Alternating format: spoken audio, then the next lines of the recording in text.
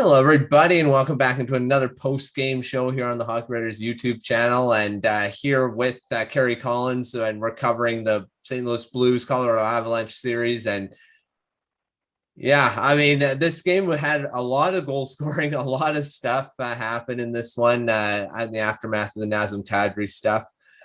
So the final score, Avalanche and Blues, the Avalanche come back and win another game, and making the final score 6-3. Nazem Kadri had a hat trick after all that stuff in game three. And Kerry, what do you think about this game? Kadri had he kind of just once the Blues started pushing him around a bit and kind of lost their cool, he just came up and started scoring. So I mean, what did you think about this game? Yeah, that's I think he had already had his first goal. Yeah. But at that point, I mean, it started at the press conference after game three when Binnington threw a water bottle at him. I think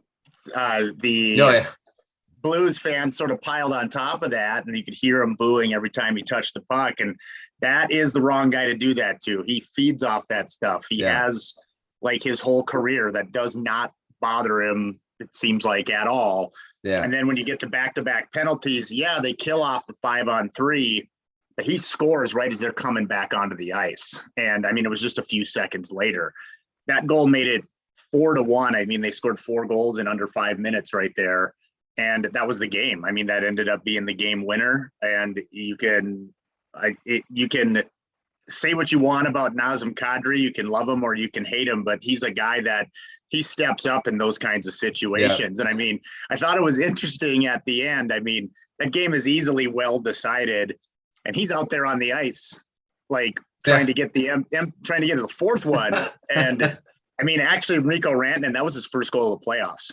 That empty netter with 1 second left in the game. But I mean, Kadri was a big story. They went after him, and I mean, even bigger. We talked about this a little bit earlier, but I mean, even a couple of years ago, I don't think he just stands up and doesn't take it. He kept his head, and I don't think the Kadri of old probably would have done that. Yeah. So that was probably the biggest thing for him was he didn't get wrapped up in it. He didn't get embroiled in that stuff, and it ended up. I mean, you look at that at the end of that surge, it's tough for the Blues. I mean, that goal ends up being the game-winning goal, and that might end up killing them in this series.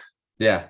I noticed, well, they noticed it on the broadcast too. Nikushkin taking Kadri's he's going to start taunting the crowd, and he going to push him. No, don't start doing that. And I think that was his second goal that he did that on. And that's great. Nikushkin is not known as being a big leader, but that was actually a pretty good move by him. He's like, hey, don't get into that stuff. Just, we'll just celebrate the goal and that's it. So yeah, Kadri that's what he plays. That's his game. He gets under people's skin.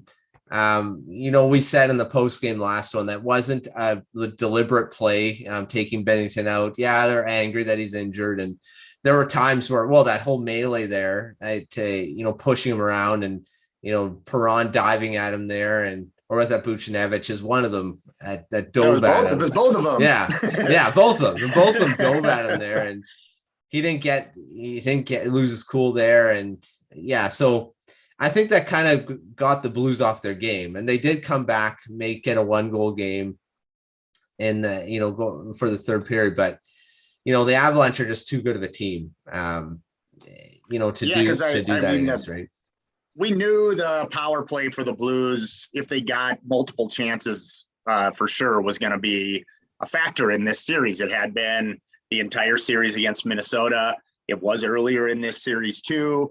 And that's sort of what got them back into it. Now, it was good for the Blues, if you ask me, that the two guys that scored were Perron and Buchnevich. This was kind of okay, hey, let's make up for that earlier gaffe, I guess. And it makes it 4-3 going into the third period. And then Colorado just shuts the door. It was 5 or 6 minutes before St. Louis even got their first shot on goal in that period. Yeah. And that was a pretty big deal. And then them getting the next goal, making it 5-3, and it being Kadri on top of that was probably unnecessary salt in the wounds. But I mean, that was just a big play. And I mean, to get that with 10 minutes to go, it was right in the middle of the period. I can't remember the time exactly of Kadri's third goal.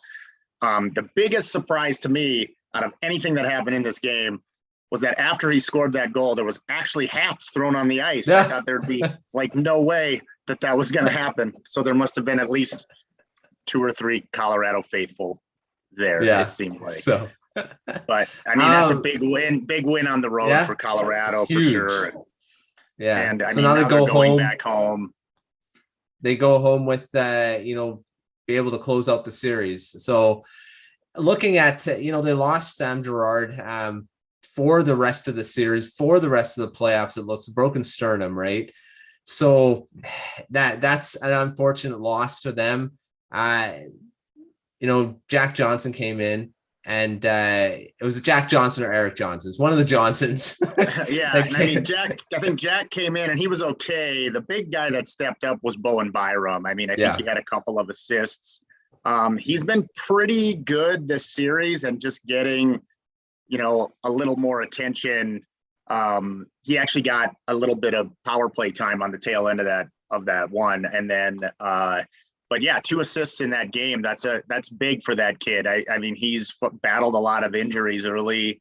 And then on the opposite end of the age spectrum, Eric Johnson, that was his first goal since May 2nd of 2019 in the playoffs. I mean, it just never happens. So, and I think that was like the 7-game series against San Jose that they lost that year. So that was in the second round. So it was like, it's been a long time. He's a really solid defenseman. I don't think anybody's disputing that, but for him to get, 4 shots on goal, get one through, and it was a pretty good patient play by a veteran to get that first goal. That was an important goal. I mean, they weren't really playing their game at that point either. And that kicked off that whole surge where they ended up, all of a sudden it's 4-1 the next thing you know. So, with a guy like Girard out that logs a ton of minutes and actually throws a ton of shots at the net, to get games like that from Byram and Eric Johnson, that was pretty good. I mean, I thought that is exactly what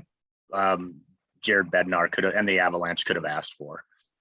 Yeah, and Bowen Byram, hey, it's great to see him get a bigger role too, because the thing is, like you said, with his injuries, and I watched him on the Vancouver Giants when he was out here, and he's such a dynamic offensive defenseman, and he's going to be in his prime. He's going to be a heck of a guy, a top 4 guy. So he played 15-53 in the game. A couple of assists, 20 seconds on the power play, not a ton on the power play there, but they only had 1 power play, it seemed, or 2.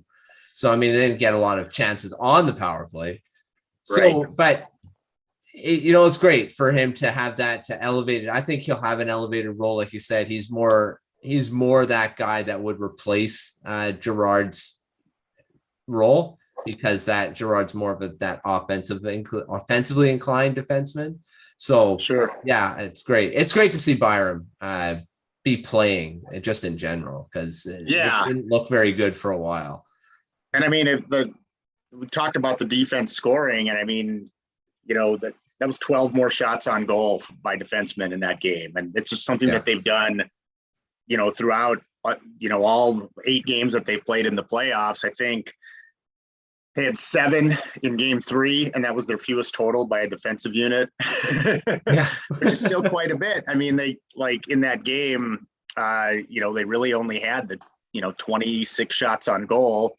And Kemper only faced like 20 shots in this game. And for them to be that active on offense and bottling everything up on defense, the way you can talk all you want about the scorers and everything, but the way that the defensive core is playing, that's what's getting them through these games, because they're just not getting a lot of chances. Really, the only thing that St. Louis got tonight was the power play, and that's where you expect them to score. Yeah, they got 2 for 3 on the power play. And that's where they're getting, and that's what they did in Minnesota too. Against Minnesota, it was their power play that won in that series. They've been in this series because of their power play. So looking towards the next game, what do you see the Avalanche having to do better going into that one than to close out this series in 5? Yeah, they've got to close out these periods. I mean, like you look at, the first period, the first period they're down 1-0 again. Yeah. Yeah. Which is, they have given up the first goal in every game of this series. So, but when you look at, in that second period, they score those 4 goals, bang, bang, bang, bang. And it's 4-1. And they're just completely dominating them. I mean, I think through the first 35 minutes of that game, St. Louis only had 9 shots. Yeah. And I mean, they had 3 shots in the first period, scored on one of them. So they were just completely dominating that game. And then the penalties nail them right at the end of the period. Boom, boom, they get 2 right away. So, and then, the third period, they get the goals and stuff. And then but there's a lot of pressure put on. Kemper was big when they pulled Husso and all that stuff. And you're going to face that at the end of a third period in the playoffs when you're ahead. But all of these periods, they've got to close out better, it seems like. And I mean, as long as what I just said about the defensemen, as long as they stay involved, they're just so hard to stop. And if they can keep that momentum going for 20 minutes, and instead of, they have these little hiccups at the end of the periods where it seems like they will let a team get one back or something. So if they can do that, that's great. It still seems like they're struggling to get that top line going. Tonight they had Landeskog up with Rantanen, but they had Lehkonen up there, and then they had they had moved Rantanen down to try and get him going, and the guy that got going was Kadri. So part of that is who they're facing, especially in St. Louis on last change. They're going to face Ryan O'Reilly every single time. So it'll be interesting to see if they change those lines up top again, just to try and get some of those guys going. Because I mean, I don't know, does this empty netter get Rantanen going? Who knows? Nathan McKinnon seems like he's been totally involved and usually finds his way onto the score sheet, and so does Landeskog. So it's just a matter of getting all 3 of those guys clicking. But the deeper you go into the playoffs, it gets tough. No, that's right. And for the Blues, I mean, they gotta score more, not on the power play. They got to be scoring 5-on-5 and start carrying the play, because like you said, Avalanche have been out shooting them. They outshot them a lot in this game too. They couldn't generate a lot except for the power play. So, and Ryan O'Reilly wasn't very noticeable in this game when he's been noticeable most of the series. So he's got to get going. It was tough for him. They made it tougher for him this game. And I mean, when you look at just even the stats, even strength, Kemper faced 14 or stopped 14 of 15 shots. I mean, that is not going to win you a playoff game. I don't care who you're playing. And I mean, it's just that comes down to the defenseman again. And I mean, but then he stopped 3 of 5 shots on the power play. So I mean, they were only on the power play for 6 minutes, or actually less. So because they scored twice. So it's like, in that 5 minutes ish stretch, they had a third of their shots. That's just not going to cut it, because you're just not going to get that many penalties.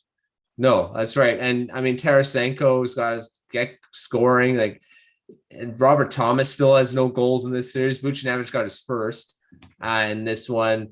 Perron just keeps scoring, so he's going to probably keep going. But they got to get more from the rest of their lineup. I mean, it was great to see Buchnevich score. Get some points, but they need way more from their 20 goal scorers. I think they had 20 goal scorers. And then when you look at Robert Thomas, I think in 3 of the 4 games, I don't think another one was tonight. I don't think he's had a shot on goal. And I think you can say that 3 times. It's just tough. And it's not like he's playing 9-10 minutes either. He's playing like between 18-20 minutes a night. You just can't get, those guys just can't get going. And it's just hard when you lean on 1 or 2 guys, and and they have to be doing it on the power play. That's just, it's an impossible task, especially they got to win 3 in a row now. And I mean, it's 2 of those games will be in Colorado. It's just going to be tough. Yeah. Like Robert Thomas had no shots on goal this game. Bozak, no shots. Kyrou, no shots. You know, it's tough when those guys aren't getting any shots on goal. Tarasenko only had 1. Like, yeah, they need to throw some more stuff at the net. I mean, that's get some more chances. So we'll see what happens in game 5, and it's going to be interesting to see which team can get the better of them. And Colorado's got their home ice in the next one, and it's going to be tough for St. Louis to, like you said, win 3 in a row. And so we will see, and we'll find out in the next game. Thanks, Kerry, for coming on the post-game show. Thanks, everyone, for watching on the YouTube channel, and we will see you on the next one coming up.